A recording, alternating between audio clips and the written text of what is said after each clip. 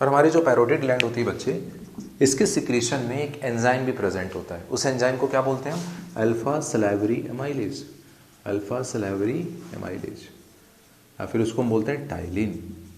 तो एक क्वेश्चन आपको याद रखना है कि अल्फा सलाइवरी एमाइलेज या फिर जो टाइलिन आपका एंजाइम है, ठीक है, कार्बोहाइड्रेट को डाइजेस्ट करने के लिए होता है, उसकी हाइड्रोलिसिस कराएगा, वो कौन प्रोड्यूस कर रही है? आपकी सलाइवरी ग्लैंड। और कौन सी सलाइवरी ग्लैंड के सिक्रीशन मिलेगा आपको? ये तो पैरोटिड ग्लैंड के सिक्रीशन में मिलेगा आपको, ठीक है। तो आपने कहीं ना कहीं देखा कि 70% जो सलाइवा है वो कौन बना रही है? सब मैक्सिलरी और सब मैंडिबुलर बना रही है।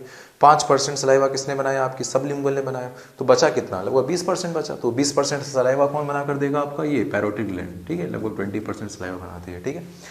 और इससे एक और क्वेश्चन पूछा जाता है कि एक इन्फेक्शन होता है, वायरल इन्फेक्शन, क्या होता है? ये गाल का सूज जाना, ऐसे स्वेलिंग हो जाती है, चिक्स की स्वेलिंग हो जाती है, उसको बोलते हैं मम्प्स। क्या बोलते हैं? Mumps. Swelling of the cheeks, mumps. तो वो किसका इन्फेक्शन है बताओ? मम्प्स किस में होता है इन्फेक्शन? हमारी पैरोटिड ग्लैंड का इन्फेक्शन होता है, मम्प्स, ठीक है। पैरोटिड ग्लैंड के अंदर इन्फेक्शन हो जाता है, पैरोटिड ग्लैंड स्वेल कर जाती है, उसकी वजह से चीक्स जो है वो स्वेल कर जाते हैं, मम्प्स इन्फेक्शन है पैरोटिड ग्लैंड, ठीक है। तो देख लेते हैं क्या क्या देखा हमने यहाँ पर, बताओ। सलाइवरी ग्लैंड की अगर बात करेंगे तो 3 पेयर इन ह्यूमंस, 3 पेयर होती हैं, located outside the oral cavity. देखा हमने ओरल कैविटी के तीनों बाहर है, देख रहे हो यहाँ पर, सब बाहर है, यहाँ पर सब बाहर है, तीनों बाहर है। और अपना सिक्रीशन कहाँ दे रही है? ओरल कैविटी के अंदर। किसके through? And release their secretion inside the oral cavity through ducts. और सबकी डक्ट अलग अलग है। सबसे लंबी डक्ट किसकी बोलोगे? सब मैक्सिलरी वाली की डक्ट सबसे लंबी है। सबसे छोटी डक्ट किसकी है? सबलिंगुअल वाली की है, ठीक। और इन्होंने क्या बना कर दिया बताओ? हमारी जो सलाइवरी ग्लैंड होती है क्या बनाती हैं? सलाइवा। सलाइवा के बारे में थोड़ी बहुत चीज़ें देख लेते हैं बच्चे कि सलाइवा की अगर हम बात करें, पीएच की बात करें तो 6.8 पीएच होता है सलाइवा का। कितना सलाइवा प्रोड्यूस होता है एक दिन में? तो 1 से 1.5 litre saliva per day produce किया जाता है। सलाइवा में और क्या क्या मिलेगा बताओ? सलाइवा के मेन तो ये डाइजेस्टिव आपका हो गया, ठीक। इसके अंदर डाइजेस्टिव एंजाइम है अल्फा सलाइवरी एमाइलेज। इसके अलावा और क्या मिलेगा आपको? इसके अंदर एंटीबॉडी प्रेजेंट होती है। कौन सी एंटीबॉडी? IgA antibody. ये सारे क्वेश्चन है कि सलाइवा के अंदर कौन सी एंटीबॉडी होगी? IgA एंटीबॉडी, ठीक है। और इसके अंदर एंटी बैक्टीरियल सबस्टेंस भी होते हैं। क्या नाम है? Lysozyme, thiocyanate. ये सब एंटी बैक्टीरियल सबस्टेंस होते हैं जो कि आपकी सलाइवा के अंदर प्रेजेंट हो। कहीं ना कहीं हमें पता है हमारी सलाइवा जो होती है ये क्यों बार बार प्रोड्यूस हो रही है? तो क्योंकि हमारे कहीं ना कहीं ये एक्सटर्नल ओपनिंग, ठीक है, माउथ एनवायरनमेंट को फेस कर रहा है ओपनिंग, ठीक। तो अब कोई भी आपका पैथोजन अगर एंटर कर गया, थोड़ा बहुत हमारी सलाइवा उसके साथ फाइट करेगी। ये सब आप इम्यून सिस्टम, हम जब इम्यूनिटी पढ़ेंगे वहाँ पर हम देखेंगे, ठीक है, कि हमारे बैरियर्स कौन कौन से होते हैं, तो आपको पता चलेगा फिजियोलॉजिकल बैरियर और सारी चीज़ें, ठीक। तो कहीं ना कहीं एक तरह का बैरियर का काम करता है, ठीक, ताकि जो एक्सटर्नल एनवायरनमेंट चीज़ें आई हैं वो आपके बॉडी के अंदर इंट्रोड्यूस करने से पहले यहीं पर उसको हम किल कर देंगे, फॉरेन पार्टिकल को। तो उसके लिए हमने यहाँ पर एंटीबॉडी रखा है, एंटी बैक्टीरियल सबस्टेंस रखे हैं, लाइसोजाइम, थायोसाइनेट। और कौन सा एंजाइम हमने डिस्कस किया बताओ सलाइवा के अंदर होगा? Alpha salivary amylase. अब इस अल्फा सलाइवरी एमाइलेज की एक्टिविटी क्या होती है, काम क्या होती है, ये कब हम पढ़ेंगे? तो अभी देखिए हम स्टेप वाइज काम कर रहे हैं, ठीक। डाइजेशन, अभी हम डाइजेशन का पूरा प्रोसेस अलग से पढ़ेंगे। अभी हम केवल क्या कर रहे हैं? सारे पार्ट्स के बारे में पढ़ रहे हैं, उनके सिक्रीशंस के बारे में पढ़ रहे हैं। जब सब सिक्रीशंस को इकट्ठा कर लेंगे फिर हम वो कैसे काम करते हैं एक साथ स्टडी करेंगे, ताकि हमारे लिए थोड़ा इजी हो जाए काम, ठीक। एंजाइम कौन सा है यहाँ पर? अल्फा सलाइवरी एमाइलेज है, जिसको हम टाइलिन भी बोलते हैं। अल्फा सलाइवरी एमाइलेज को और क्या बोलते हैं? टाइलिन। और क्लोराइड आयन जो होता है ना, ये एक्टिवेटर होता है। आपके क्वेश्चन में पूछा हुआ आपसे कि हमारी सलाइवरी एमाइलेज का एक्टिवेटर कौन होता है? Chloride ion. और एक सबसे बड़ी बात क्या, सलाइवा का पीएच कितना है बताओ? 6.8। और ये सलाइवरी एमाइलेज एंजाइम भी 6.8 पीएच पर ही काम करता है। अगर हमारे माउथ का पीएच चेंज हो जाएगा तो उसकी वजह से क्या होगा? इस सलाइवरी एमाइलेज की जो एक्टिविटी है वो कम हो जाएगी। सलाइवरी एमाइलेज की एक्टिविटी कम हो जाएगी। इससे कौन सा क्वेश्चन आया हुआ है? इससे एक क्वेश्चन आपका हमेशा पूछा जाता है आपसे, क्या, अगर हमने सिट्रस फूड कंज्यूम किया, अगर हमने सिट्रस फूड कंज्यूम किया तो क्या होगा? तो आप बोलना खट्टा खाने से क्या होता है? सलाइवेशन बढ़ जाता है ना, सलाइवा ज़्यादा सिक्रीट होता है। तो जब खट्टा खाते हैं, सिट्रस फूड खाते हैं, तो सलाइवा का सिक्रीशन तो बढ़ जाता है। लेकिन आपने खट्टा खाया तो क्या हुआ? आपके माउथ का पीएच कम हो गया, डाउन हो गया। खट्टा खाने से माउथ का पीएच कम हो गया ना, माउथ का पीएच कम हो जाएगा, तो सलाइवा का सिक्रीशन तो बढ़ जाएगा। लेकिन पीएच कम होने की वजह से, मैंने बोला कि कितने पीएच पर काम करती हैं? 6.8। हाँ, और जब खट्टा खाओगे तो माउथ का पीएच कम हो जाएगा, तो इनकी एक्टिविटी कम हो जाएगी, इनकी एक्टिविटी कम हो जाएगी। आ रही बात समझ में? तो ये एक क्वेश्चन पूछा हुआ है कि खट्टा खाने से क्या होता है? सलाइवा का सिक्रीशन बढ़ जाएगा, लेकिन सलाइवा के अंदर जो सलाइवरी एमाइलेज है उसकी एक्टिविटी बच्चे कम हो जाएगी, ठीक है। और इसके अंदर और क्या मिलेगा बताओ सलाइवा के अंदर? सलाइवा के अंदर आपको नाइट्रोजिनस वॉस्ट भी मिलते हैं। कौन कौन से नाइट्रोजिनस वॉस्ट है? तो यूरिया है, यूरिक एसिड है, सब नाइट्रोजिनस वॉस्ट आपको मिलेंगे यूरिया आपके सलाइवा के अंदर। और क्या मिलेगा सलाइवा में आपको? कुछ इलेक्ट्रोलाइट्स होते हैं जो कि बफर की तरह काम करते हैं। यहाँ पर कौन कौन से इलेक्ट्रोलाइट हैं जो बफर की तरह काम कर रहे हैं सलाइवा के अंदर?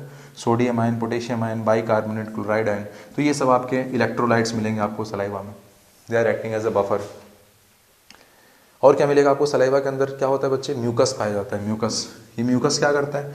तो हमारे माउथ के अंदर अभी हमने टीथ पढ़े, टीथ क्या करते हैं? खाना को तोड़ देंगे, छोटे छोटे पार्टिकल में तोड़ देंगे। और जो छोटे छोटे पार्टिकल में आपने खाना को तोड़ दिया है, फूड पार्टिकल, वो छोटे छोटे पार्टिकल में आपने तोड़ दिया है, उन सारे छोटे छोटे पार्टिकल को क्या करते हैं हम? इस सलाइवा, ये जो सलाइवा है, सलाइवा के साथ मिक्सअप कर देते हैं। और सलाइवा के साथ मिक्सअप करने के बाद उन छोटे छोटे पार्टिकल जो है फूड का, उसको हम एक ऐसे कलेक्शन कर लेते हैं, कलेक्शन बना लेते हैं उनको। सारे फूड पार्टिकल को एक दूसरे से अडेयर कर लेते हैं। खाना खाते हुए देखते हो कि माउथ में ऐसे फूड पार्टिकल के पूरे पीसेस बन जाते हैं ऐसे, है ना, छोटे छोटे पार्टिकल, ठीक। तो उसको हम बोलते हैं बोलस। क्या बोलते हैं इसको हम? बोलस। बोलस कैसे बना? तो जो फूड पार्टिकल तोड़ दिया था हमने, छोटे छोटे फूड पार्टिकल टूटे थे, इनके साथ सलाइवा को मिला के कलेक्ट कर लिया, इनको अडेयर कर लिया एक दूसरे से, फूड पार्टिकल एक दूसरे से अडेयर कर लिया। क्यों अडेयर कर लिया एक दूसरे से? ताकि अब इनको आराम से हम डिग्लूट कर जाएं, स्वेलो कर जाएं, ठीक है। तो इस स्वेलोइंग में थोड़ी आसान हो जाएगी। तो उसमें कौन हेल्प करता है? तो सलाइवा के अंदर जो म्यूकस होता है, सलाइवा के अंदर क्या पाया जाता है? म्यूकस। ये म्यूकस क्या करता है? ये फूड पार्टिकल को बाइंड करने का काम करता है, ठीक है। और फूड पार्टिकल को बाइंड करेगा तो क्या होगा? वो फूड पार्टिकल ऐसे बोलस फॉर्म में आ जाएंगे, इसको बोलते हैं बोलस, ठीक है। तो ये क्वेश्चन ये भी आता है कि बोलस कहाँ बनता है? तो क्या बोलस बनता है माउथ में। कैसे बनता है? तो मैस्टिकेटेड, मतलब टूटे हुए जो फूड पार्टिकल है उनके साथ जब सलाइवा मिलती है और सलाइवा मिलके टंग उनको प्रॉपर मूवमेंट देता है, जिसकी वजह से वो ऐसे सर्कुलर फॉर्म में आ जाते हैं, ठीक है। जैसे अडेयर हो जाते हैं फूड पार्टिकल, सारे अडेयर हो जाते हैं। और जो अडेयर्ड फूड पार्टिकल होते हैं, ठीक है, कलेक्टेड अडेयर्ड, एक दूसरे चिपके हुए जो फूड पार्टिकल होते हैं, उन्हें बोलते हैं बोलस। चलिए, सलाइवा के सिक्रीशन की अगर हम बात करें तो सलाइवा के सिक्रीशन के कैसे कैसे होता है बताओ? देख के बताओ। खाना देखते हो तो सलाइवा सिक्रीट होने लगता है ना? हाँ सर, विजुअल, ठीक।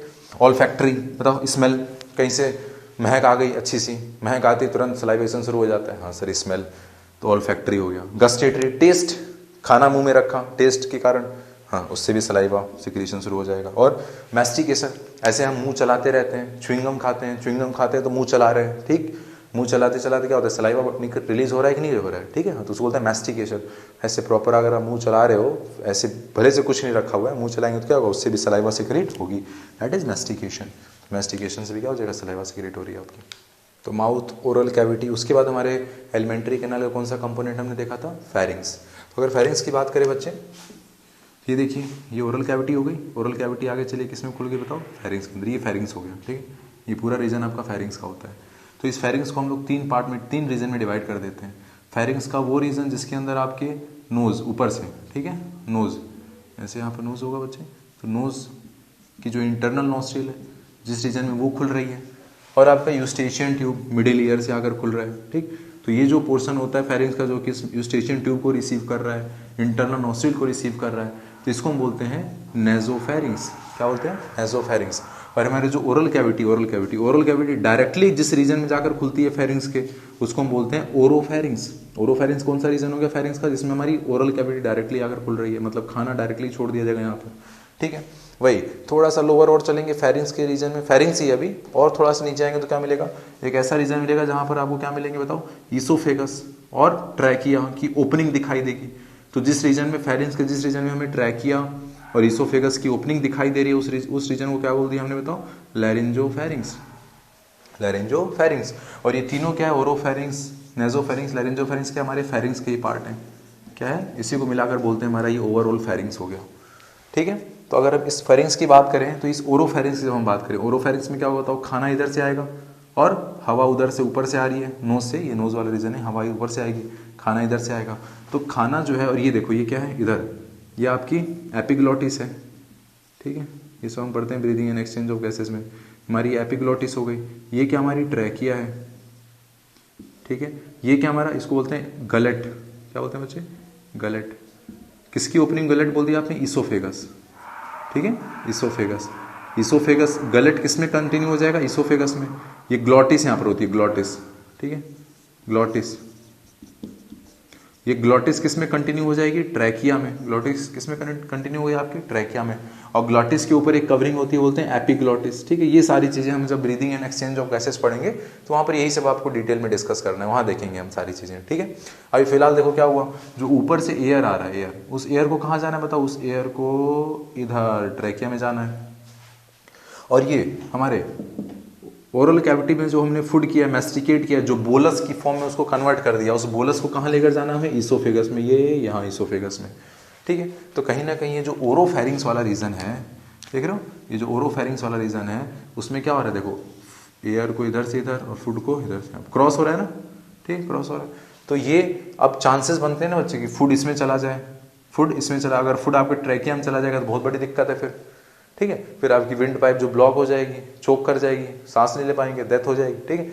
तो ये इधर ना जाए, फूड आपका इधर ना जा पाए, क्योंकि क्रॉसिंग हो रही नहीं, आप देख रहे हो, ठीक। तो फूड पार्टिकल इधर ना आ पाए आपका, उसको रोकने के लिए हमने बहुत सारी मैकेनिज्म बना रखी है, कैसे उसको रोकते हैं। और ये सारी चीज़ें मैं आपको कहाँ समझाऊंगा? Breathing and exchange of gases में, वहाँ समझेंगे सारी चीज़ें हम, ठीक है। तो फिलहाल हमने देख लिया फेरिंग्स क्या होता है। फेरिंग्स को आप इसीलिए बोलते हैं क्या, कि it is the common passage for food and air, क्योंकि देखिए यहाँ पर एयर भी पास कर रहा है, फूड भी पास कर रहा है, फेरिंग्स वाले रीजन से, ठीक है। ये ऐसा प्लेस हो गया जहाँ पर कॉमन पासेज होता है, जहाँ पर दोनों चीज़ पास कर रही है, ठीक है।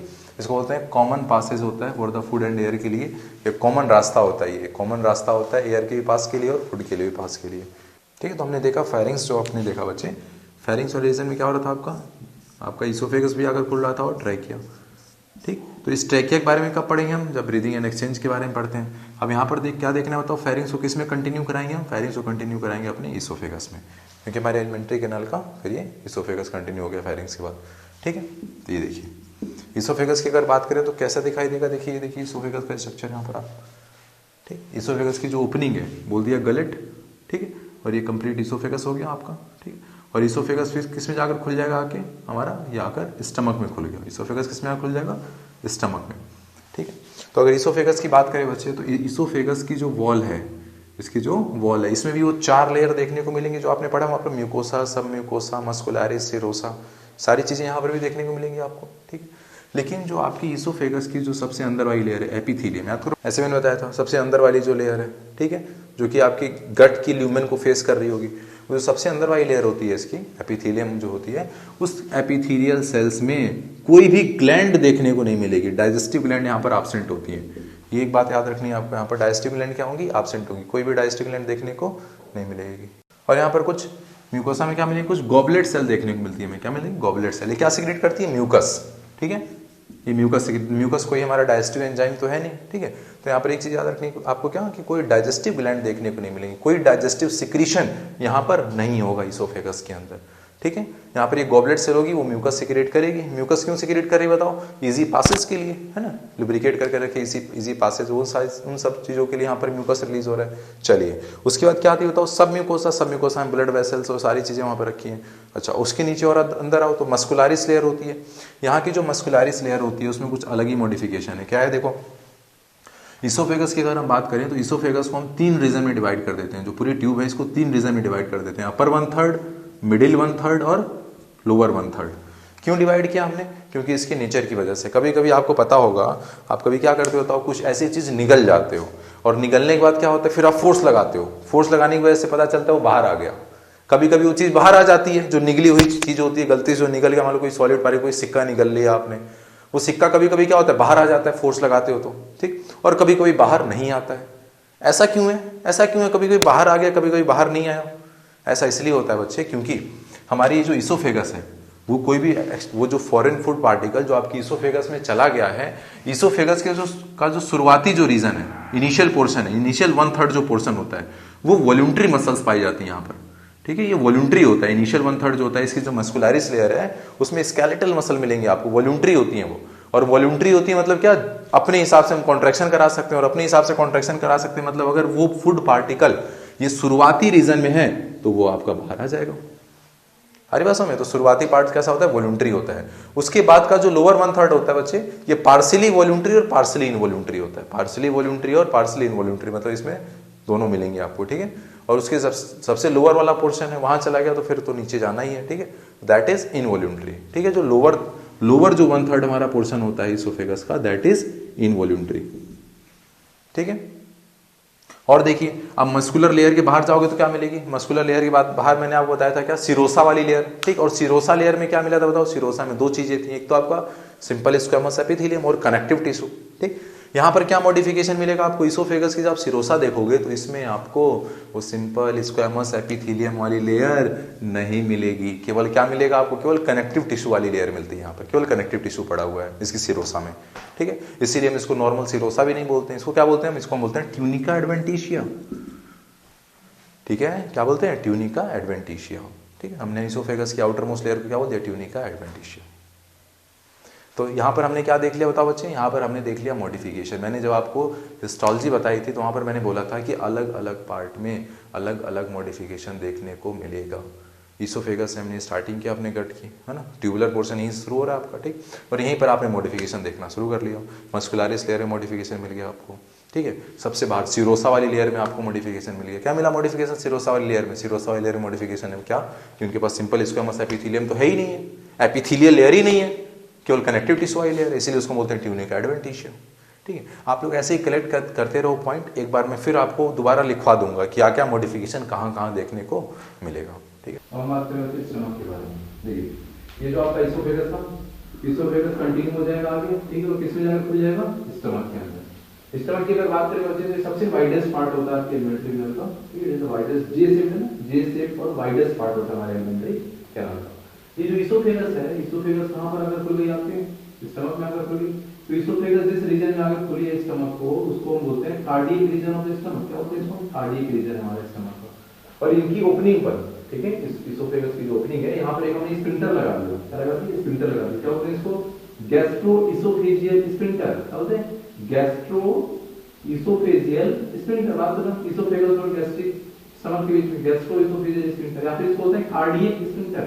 कार्डियक स्पिंटर किसके नाम से, तो कहां पर वो खुल रहा है, ठीक है। क्यों लगाया, रेगुलेट करने के लिए, ताकि भैया जब इसको बंद कर दें तो स्टमक का जो कंटेंट है वापस ना जा पाए आपके इसोफेगस में, बैकफ्लो ना हो उसको, ठीक है। तो इसको हमने क्या कर दिया, इसको रेगुलेट कर देंगे, यहाँ पर स्पिंटर लगा दिया, अपने हिसाब से खोलेंगे बंद करेंगे, ठीक। और आगे देखिए ये जो स्टमक है इसको इसी तरीके से हमने दो तीन रीजन में और डिवाइड किया है। क्या, एक तो रीजन बोल दिया हमने इसका क्या, कार्डियक जो, और ये जो इसका एलिवेटेड पोर्शन है, जो ऊपर की तरफ एलिवेटेड पोर्शन, इसको बोलते हैं fundus region of the stomach. क्या बोलते हैं इसको, fundus region of the stomach, ठीक है। और मेन जो पार्ट है आपके स्टमक का उसको बोलते हैं बॉडी ऑफ द स्टमक। देखिए बॉडी ऑफ द स्टमक क्या, ठीक। बॉडी के बाद का जो पोर्शन है उसको क्या बोलते हैं, बताओ, पाइलोरिक एंट्रम। हमारा पाइलोरिक एंट्रम हो गया, फर्स्ट पार्ट हो गया, सेकंड पार्ट हो गया स्टमक का, थर्ड पार्ट हो गया पाइलोरिक एंट्रम हो गया। जो पाइलोरिक एंट्रम वाला पार्ट है स्टमक का बच्चे, ये आगे कंटिन्यू हो जाएगा ट्यूब में, देखो ट्यूब, और जिस ट्यूब में आगे इलोंगेट हुआ है इसको हमने क्या बोल दिया, पाइलोरिक कैनाल। क्या बोल दिया, पाइलोरिक कैनाल। और ये पाइलोरिक कैनाल अब आगे किसमें जाकर खुल जाएगी, ड्यूडेनम में, आपका ड्यूडेनम हो गई, ठीक है, ड्यूडेनम हो गया, स्मॉल इंटेस्टाइन में जाकर खुल जाएगी। पता भी है सर, पूरी स्ट्रेट ट्यूब होती है तो, और बीच बीच में से कहीं कोई इलोंगेट हो गया, कहीं कोई कॉइल हो गया, मैंने पहले बताया था आपको। तो ये आपका स्टमक जाकर खुल जाएगा ड्यूडेनम में, किसकी हेल्प से, with the help of pyloric sphincter. यहाँ पर एक और स्फिंक्टर लगा दिया आपका, इसको बोलते हैं पाइलोरिक स्फिंक्टर, ठीक है। देखिए यहाँ से इसोफेगस से जो खाना आपके स्टमक में आया है वो खाने को तुरंत हम आगे नहीं भेज देते हैं, ठीक है, इसको लंबे समय तक स्टोर करते हैं, लगभग 4 से 5 घंटे तक, 4 to 5 आवर, 4 से 5 घंटे तक खाना इसमें स्टोर रहता है। उसके बाद इसको हम आगे बढ़ाते हैं, इसके अंदर ड्यूडेनम के अंदर। तो इसको आगे बढ़ाने के लिए यहाँ पर हमने क्या लगा रखा है, एक और स्फिंक्टर लगा दिया जो कि इसको रेगुलेट करेगा कब खोलना है कब बंद करना है। तो इस स्फिंक्टर को दिया पाइलोरिक स्फिंक्टर, बिटवीन ड्यूडेनम और पाइलोरिक कैनाल के बीच में। चलिए अब इसके अंदर देखते हैं क्या क्या मॉडिफिकेशन देखने को मिलेगा आपको स्टमक के अंदर। मैंने बताया था कि हमारी जो वॉल होती है, जो एलिमेंट्री कैनाल की जो वॉल है, जो आपकी 4 लेयर मोटी वॉल थी, 4 लेयर बताई मैंने दीवारों में, वो मैंने बोला था कि अलग अलग जगह पर अलग अलग मॉडिफिकेशन शो करेगी। तो यहाँ पर अगर हम स्टमक की बात करें तो स्टमक की जो सबसे अंदर वाली वॉल है, सबसे अंदर वाली लेयर क्या बोला था हमने, म्यूकोसा बोला था उससे, हाँ सबसे अंदर म्यूकोसा बोला था, जो किसको लाइन करती है, आपकी इस कैविटी को लाइन करेगी। तो यहाँ पर ये जो स्टमक है, स्टमक की जो म्यूकोसा होती है, सबसे अंदर वाली जो म्यूकोसा है, वो ऐसे लॉन्गिट्यूडनल फोल्ड बना देती है, ऐसे लॉन्गिट्यूडनल फोल्ड देखने को मिलेगा आपको। लेकिन ये लॉन्गिट्यूडनल फोल्ड केवल कब देखने को मिलेगा आपको, जब हमारा स्टमक है एम्प्टी है, खाली है, जब पेट में खाना नहीं है, जो एम्प्टी स्टमक है, तो एम्प्टी स्टमक के अंदर आपको ऐसे फोल्ड देखने को मिलेंगे, म्यूकोसा के फोल्ड, और इनको बोलते हैं गैस्ट्रिक रूगे। क्या बोलते हैं इनको, गैस्ट्रिक रूगे, ये गैस्ट्रिक रोगी क्या होते हैं हमारे, ये म्यूकोसा के फोल्ड है, देखो म्यूकोसा इसके फोल्ड हो गया गैस्ट्रिक रोगी। चलिए और देखिए यहाँ पर जब ये म्यूकोसा की बात करोगे तो म्यूकोसा के सबसे बाहर वाली लेयर में क्या बोला था, एपिथेलियम, ठीक है एपिथेलियम। और मैंने बोला था कि उसी एपिथेलियम में हमें ग्लैंड्स देखने को मिलेंगे, डाइजेस्टिव ग्लैंड देखने को मिलेंगे। तो हमारे स्टमक की जो म्यूकोसा है, म्यूकोसा की जो एपिथेलियम है, एपिथेलियम के अंदर क्या मिलेंगे, ग्लैंड देखने को मिलेंगे। लेकिन किस तरीके का अरेंजमेंट आपको देखने को मिलेगा, ये जो म्यूकोसा है वैसे म्यूकोसा, यहाँ पर क्या मिलते हैं, म्यूकोसा के अंदर पिट्स मिलते हैं, इन्वेजिनेट कर जाते हैं म्यूकोसा, ऐसे अंदर की तरफ इन्वेजिनेट भी कर रही है, यहाँ पर इन्वेजिनेट कर रही है, ऐसे इन्वेजिनेट कर रही है सारी तरफ। और ये म्यूकोसा जो आपकी है, म्यूकस वाली जो लेयर है, म्यूकोसा लेयर जो आपकी, ये म्यूकोसा लेयर जो अंदर की तरफ ऐसे इन्वेजिनेट कर जा रही है, इस इन्वेजिनेशन की वजह से गड्ढे बने, यहाँ पर गड्ढे बने, म्यूकोसा की इन्वेजिनेशन की वजह से और यहाँ पर गड्ढे बने। इन गड्ढों को बोलते हैं गैस्ट्रिक पिट, क्या बोलते हैं इसको, गैस्ट्रिक पिट। गैस्ट्रिक पिट क्या होते हैं, गड्ढे, पिट मतलब गड्ढे, किसके गड्ढे, म्यूकोसा के अंदर गड्ढे बन रहे हैं, बोलते हैं गैस्ट्रिक। ये गड्ढे कैसे होते हैं उसको देखो, यहाँ देखो मैंने इस गड्ढे को बना रखा है, गैस्ट्रिक पिट को बनाया, ये इस तरह का कोई गड्ढा है, ये म्यूकोसा है ना, म्यूकोसा, म्यूकोसा के अंदर ये म्यूकोसा जो की ऐसे सीधे सीधे आ रही है, ये इन्वेजिनेट कर रही है गैस्ट्रिक पिट। अब इस गैस्ट्रिक पिट में क्या मिलेंगे बताओ, इस गैस्ट्रिक पिट के अंदर ये एपिथेलियल सेल से म्यूकोसा की एपिथेलियल सेल, इसी एपिथेलियल सेल में क्या देखने मिलेंगे, ग्लैंड देखने को मिलेंगे। कौन कौन सी ग्लैंड है, तो यहाँ पर आपको मिलेगी surface mucus cell. Surface mucus cell क्या है, ये ग्लैंड है, सरफेस म्यूकस सेल क्या है, ये भी ग्लैंड है। क्या सिक्रेट करती है सरफेस म्यूकस सेल, ये बाइकार्बोनेट और म्यूकस सिक्रेट करेगी। वहीं और क्या क्या मिलेगा आपको, यहाँ पर और भी कुछ मिलेगा, उसको लोग म्यूकस नेक सेल, ठीक है, ये भी यहाँ पर मिलेगा आपको म्यूकस नेक सेल, गड्ढे के अंदर म्यूकस नेक सेल, पोजीशन के हिसाब से नाम लीजिए, म्यूकस नेक सेल। क्या सिक्रेट करेगी, म्यूकस रिलीज करती है म्यूकस नेक सेल आपको।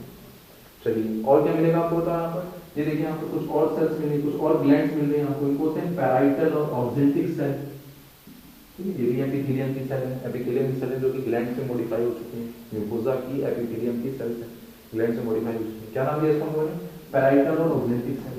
ये जो पैराइटल और या फिर ऑक्जेंटिक सेल, इसी का नाम है, पैराइटल सेल बोल दो या फिर ऑक्जेंटिक सेल बोल दो। क्या सिक्रेट करती है, ये सिक्रेट करती है एचसीएल और सीआईएफ। सीआईएफ क्या है, कास्टल इंट्रिंसिक फैक्टर, कास्टल इंट्रिंसिक फैक्टर। काम देखेंगे आगे, अभी देखते हैं एक एक करके काम इनका, पहले सिक्रीशन देखो। और क्या मिलेगा स्पिट के अंदर, क्या मिलेगा आपको स्पिट के अंदर, क्या मिलेगा और भी सेल्स मिलेंगे, उन सेल्स को क्या नाम लगा है, मतलब चीफ सेल या फिर पैक्टिक सेल या फिर जाइमोजन सेल।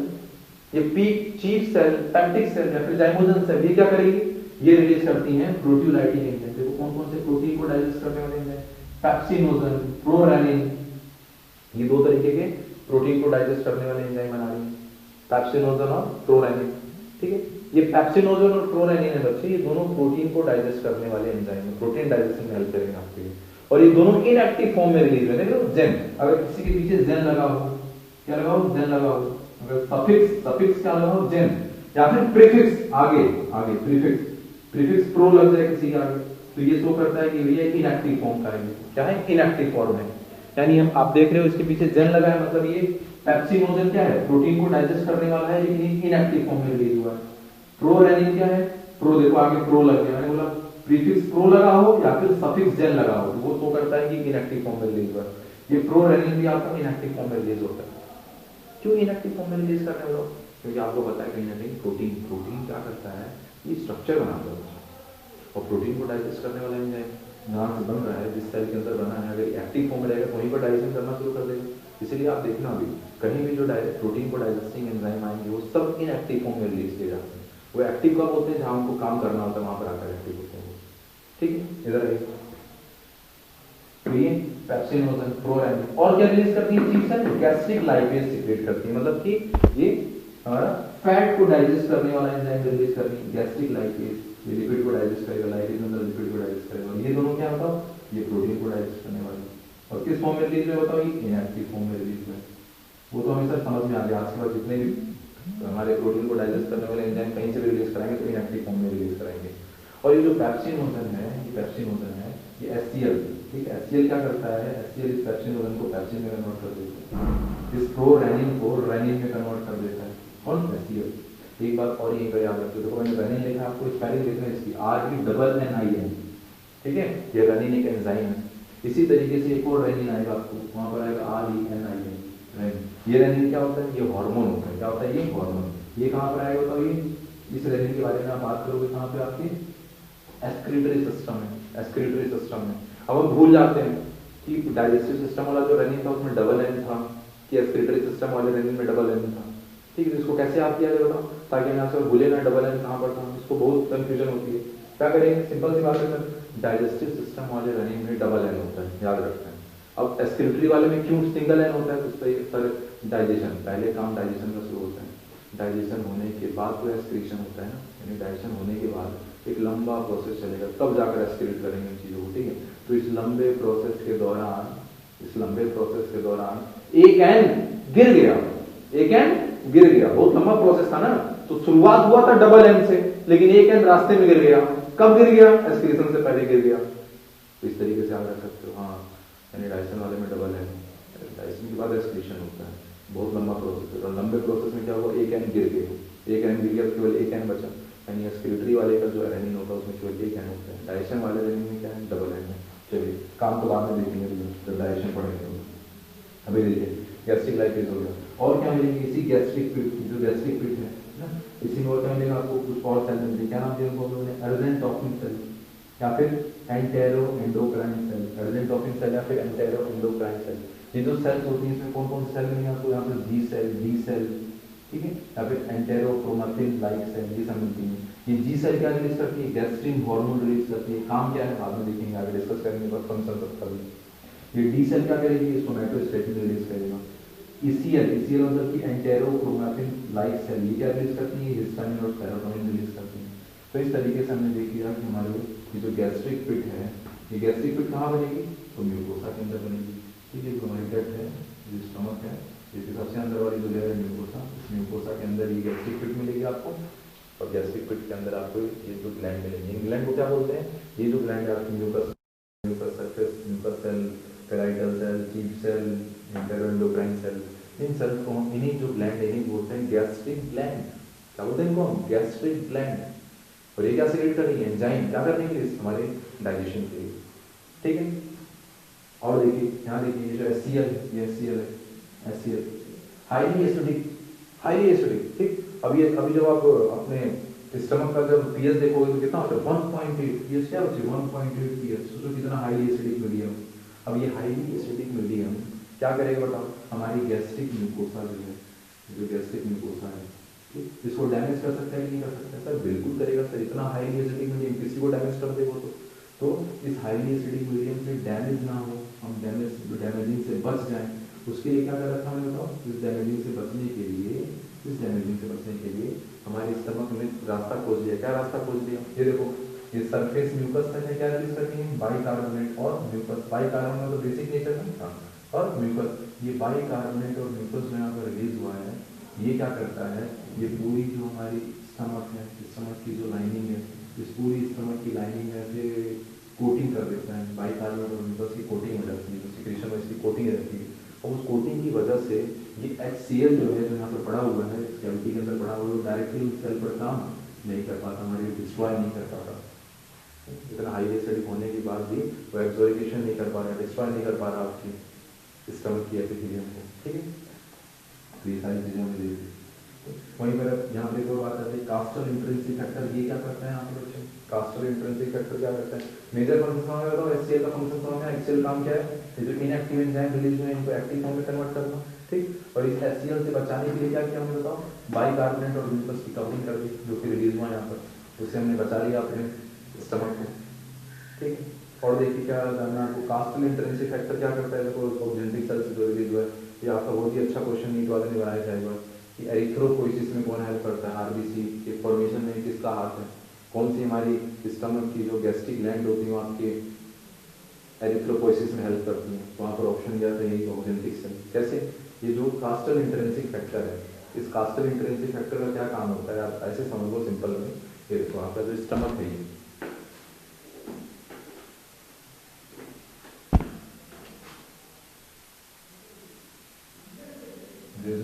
सारी चीजें यहाँ पर आ जाएंगी।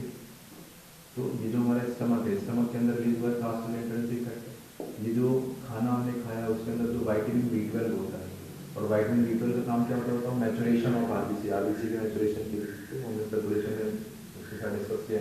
तो ये विटामिन B12 चाहिए होता है हमारे आरबीसी के मैचुरेशन के लिए। और जो हमने खाना खाया है उसमें जो विटामिन B12 है वो एब्जॉर्ब कब होगा, तो ये जो ऑग्मेंटिक सेल ने जो कास्टल इंट्रिंसिक फैक्टर रिलीज किया बच्चे, ऐसा समझो आप कि विटामिन B12 के चारों तरफ के कास्टल इंट्रिंसिक फैक्टर रहते हैं जिसने इसको अच्छे से कवर कर लिया, ठीक है। कास्टल इंट्रिंसिक फैक्टर ने विटामिन B12 को यहाँ पर रिलीज हुआ, और जब ये कवर्ड हो जाएंगी, ठीक है, एक मैं आपको सिंपल सा तरीका बता दूं, जब ये कवर्ड हो जाएंगी तभी इनका एब्जॉर्प्शन हो सकता है। ये विटामिन B12 डायरेक्टली एब्जॉर्ब नहीं हो पाएंगे, इनको हमारी इंटेस्टाइन की सेल एब्जॉर्ब नहीं कर सकती। ये एब्जॉर्ब कब होंगी, जब इनको इस कास्टल इंट्रिंसिक फैक्टर से कवर कर देंगे, अभी तब जाकर ये एब्जॉर्ब हो सकती है। पर एक कास्टल इंट्रिंसिक फैक्टर जब कवर कर देते हैं, अब जब ये इलियम में जाती है, कहाँ पर इनका एब्जॉर्प्शन होता है, इलियम में। इलियम की जो सेल्स होती है वो इनको आराम से एब्जॉर्ब, लेकिन इलियम में एब्जॉर्प्शन होता है।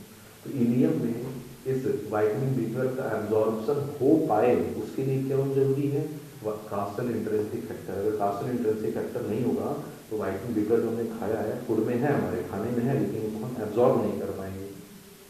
सारी बात समझे। और अगर विटामिन B12 अगर एब्जॉर्ब नहीं हो पाया तो फिर RBC का मैच्योरेशन नहीं हो पाएगा। इसीलिए बोलते हैं कि कास्टल इंट्रिंसिक फैक्टर जो है वो कास्टल इंट्रिंसिक फैक्टर जो है वो एरिथ्रोपोइसिस में हेल्प करता है, RBC के फॉर्मेशन में हेल्प कर रहा है। क्यों, वो विटामिन B12 का एब्जॉर्प्शन इसी वजह से होता है। और अगर विटामिन B12 की कमी आ जाएगी तो क्या हो जाएगा, एनीमिया हो जाएगा। देखा हमने डिस्कस किया था, एनीमिया, पर्निशियस एनीमिया बोलते हैं। विटामिन B12 की कमी से जो एनीमिया हो जाए उसको बोलते हैं पर्निशियस एनीमिया, ठीक है। तो अब अपनी हम म्यूकोसा के बारे में हमने डिस्कस कर लिया। म्यूकोसा के नीचे जाएगी सब म्यूकोसा। सब म्यूकोसा में क्या होगा बताओ, सब म्यूकोसा वही सर ब्लड वेसल्स, लिम्फ, वो सारी चीज़ें मिलेंगी। और सब म्यूकोसा के नीचे जाएंगे तो कौन सी लेयर आएगी आपकी, मस्कुलारिस लेयर। और मस्कुलारिस लेयर में याद कीजिए क्या होती हैं, दो लेयर होती हैं, सर्कुलर और लॉन्गिट्यूडनल।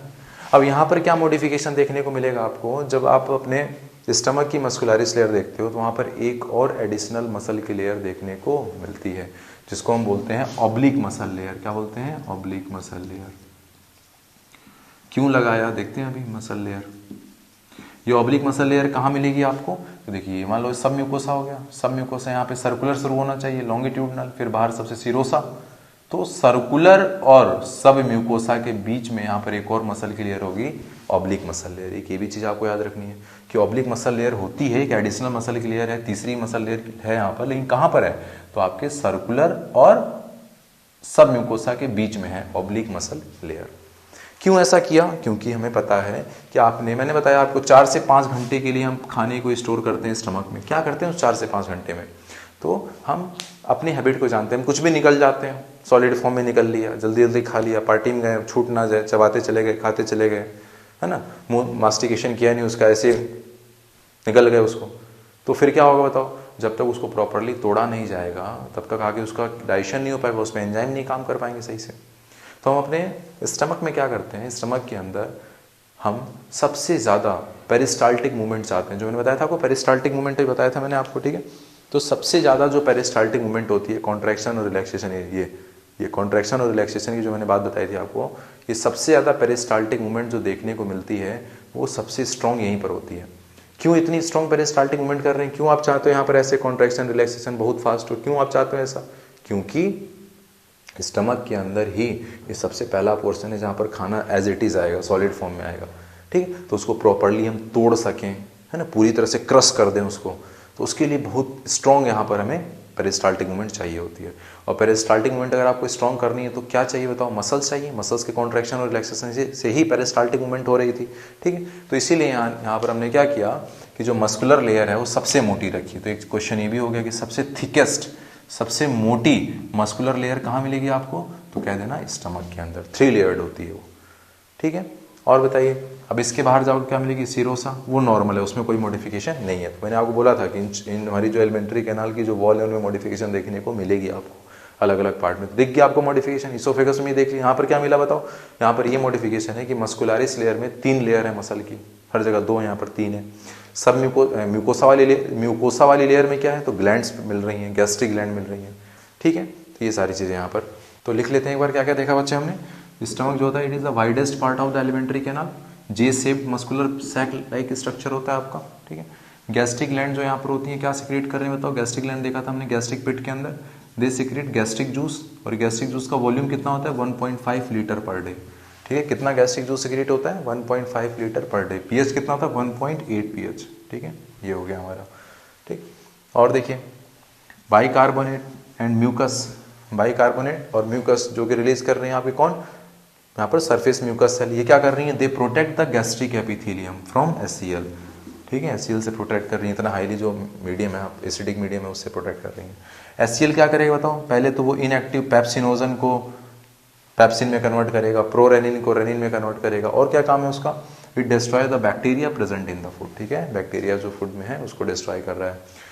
मीडियम को एसिडिक बना देगा। क्यों मीडियम एसिडिक बनाया जा रहा है, ज़रूरत क्या है, क्योंकि सर यहाँ पर जो आपने पेप्सिन के बारे में बताया, रेनिन के बारे में बताया, ये सारे एंजाइम, ठीक है, ये सारे एंजाइम एसिडिक पीएच पर काम करते हैं। कैसे काम करते हैं, ये एसिडिक पीएच पे काम करते हैं, इसीलिए हमें मीडियम यहाँ पर एसिडिक बनाना पड़ेगा, ठीक है।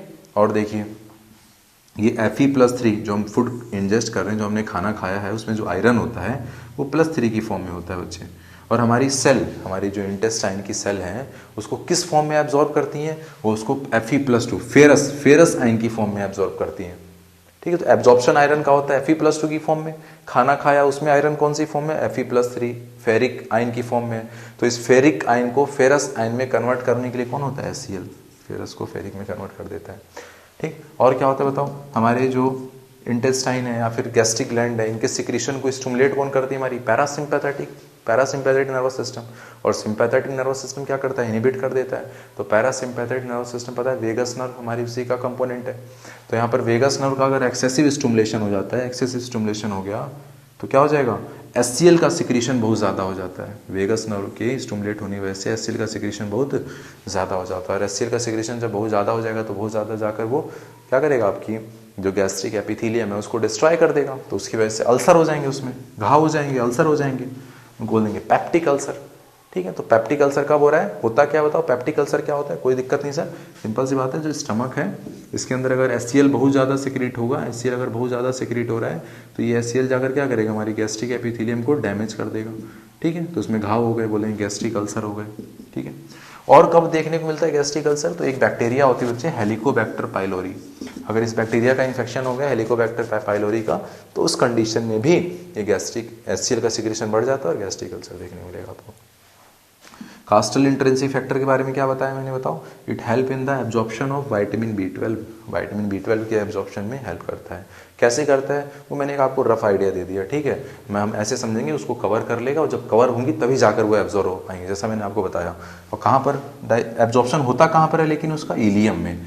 लेकिन ये कास्टल इंट्रिंसिक फैक्टर कब उसके साथ मिक्सअप हो जाएंगे, विटामिन B12 के साथ, स्टमक के अंदर ही। और जब मिक्सअप हो जाएंगे तभी जाकर वो एब्जॉर्ब हो सकते हैं इलियम में, ठीक है। और due to the deficiency of vitamin B12 की अगर डेफिशिएंसी हो जाएगी तो क्या हो जाएगा, एनीमिया हो जाएगा। क्यों, आरबीसी का मैचुरेशन नहीं हो पाएगा, आरबीसी जो है वो बड़ी की बड़ी रह जाएंगी, साइज छोटा हो नहीं पाएगा उनका, और इसको हम बोलते हैं पर्नीशियस एनीमिया। क्या बोलते हैं, पर्नीशियस एनीमिया, ठीक है। विटामिन B12 की कमी से होता है जो। और इसी को लिख देना कि यानी कास्टल इंट्रिंसिक फैक्टर किस में हेल्प कर रहा है, एरिथ्रोपोइसिस में हेल्प करता है। ये किस में, एरिथ्रोपोइसिस, मतलब कि आरबीसी के फॉर्मेशन में हेल्प कर रहा है ये।